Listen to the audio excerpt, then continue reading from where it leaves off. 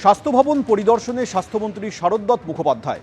স্বাস্থ্য ভবনের গ্রাউন্ড ফ্লোরে রিসিভিং এবং ডিসপ্যাচিং সেকশনে দশকের পর দশক ধরে চিঠি পড়ে রয়েছে। সরকারি চিঠি, সাধারণ মানুষের চিঠি পড়ে থাকতে দেখে ক্ষোভ প্রকাশ করেন স্বাস্থ্যমন্ত্রী। সমস্ত চিঠির উত্তর দিতে হবে, নির্দেশ স্বাস্থ্যমন্ত্রী। আমরা দেখতে পাচ্ছি স্বাস্থ্যমন্ত্রী তিনি গ্রাউন্ড ফ্লোরে যে রিসিভিং সেকশন তার ঠিক পাশে সেখানে বহু চিঠি পড়ে আছে এবং এই চিঠিগুলো যেটা জানা যাচ্ছে স্বাস্থ্য দপ্তর সূত্রে যে বিভিন্ন আবেদন, বিভিন্ন তাদের যে আবেদনপত্র রয়ে গেছে বহু বছরের, স্বাস্থ্যমন্ত্রী খতিয়ে দেখছেন। এগুলো কি দেখছেন? এগুলো সব চিঠি পড়ে রয়েছে 2018-16 পেলাম। এগুলো অন ইন্ডিয়া গভর্নমেন্ট সার্ভিস, সরকারি চিঠি। সিএমওইচ বহরমপুর পাঠিয়েছেন 2018 সাল। খোলা হয়নি না, যা যা সরকারি চিঠি না খোলা অবস্থায় পড়ে সবই পড়ে আছে। ভয়ঙ্কর ব্যাপার। এখানে এই রিসিভিং সেকশন কে দেখে?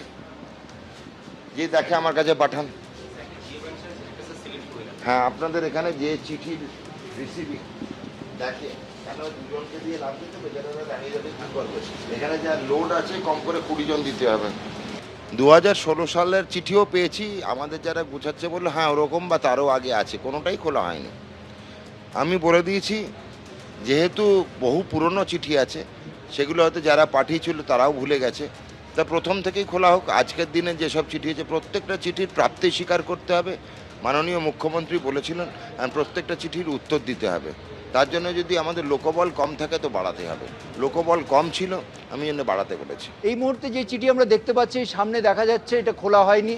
Commissioner of family welfare state mission স্বাস্থ্য ভবনে পাঠানো হয়েছে, গভর্নমেন্ট সার্ভিসে খোলা হয়নি।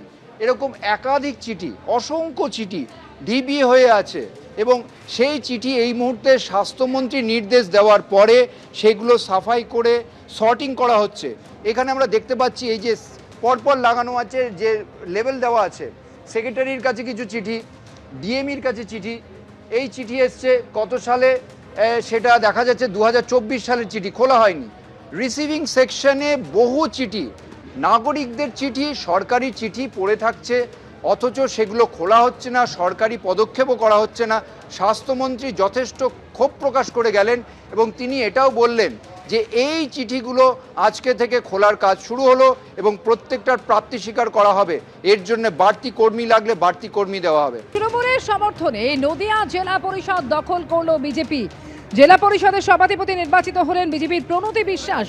গত 2 জুলাই অনাস্থা ভোটে অপসারিত হন নদিয়া জেলা পরিষদের সভাধিপতি তারান্নুম সুলতানা মীর।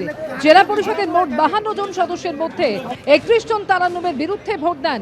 ভোটাভুটিতে বিজেপির 6 জন সদস্য অনুপস্থিত ছিলেন। অনাস্থা ভোটে জেলা পরিষদের সভাধিপতি অপসারণের পর আজ ছিল সভাধিপতি নির্বাচন।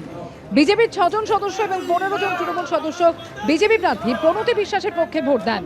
বিনা প্রতিদ্বন্দ্বিতায় সভাধিপতি নির্বাচিত হন বিজেপির সদস্যা প্রণতি বিশ্বাস। আমাদের ভারতীয় জনতা পার্টির আমরা ক্ষমতায় এসেছি, তারপরে আমাদের প্রথম আমরা জেলা পরিষদ দখল করলাম। এই জয় আমাদের সবার জয়, কারো একার নয়।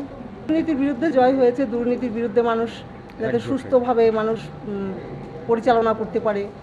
পঞ্চায়েত সমিতি, জেলা পরিষদ যেভাবে দুর্নীতি হচ্ছিল আপনারা দেখেছেন যে 2023 সালে যে দুর্নীতি হয়েছিল, আমাদের প্রত্যেকটা মেম্বার আমরা জয়ী মেম্বার ছিলাম, কিন্তু আমাদের সেই জায়গাটা জোর করে সার্টিফিকেটগুলো নিয়ে নেওয়া হয়েছিল।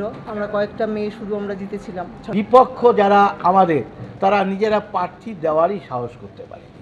যারা হাজির রয়েছে দুর্নীতির বিরুদ্ধে তারা ভোট দিয়েছেন এবং তারা সমর্থন দিয়েছে। এখানে কোনো রাজনৈতিক রং দেখে নয়, নদিয়া জেলার উন্নয়নের জন্য। এমনিতেই চৈতন্যের জেলা, তাই এখানে হিংসা মুক্ত সকলের জন্য চৈতন্যদের যেমন সমান দৃষ্টিতে দেখতেন, আমরাও আগামী দিনে প্রশাসন সেইভাবেই উন্নয়নের দৃষ্টিতে একদম কোনো রাজনৈতিক রং না দেখে সবকা সাথ সবকা বিকাশের কাজ আমরা করে যাব। এবিপি আনন্দ, এগিয়ে থাকে, এগিয়ে রাখে।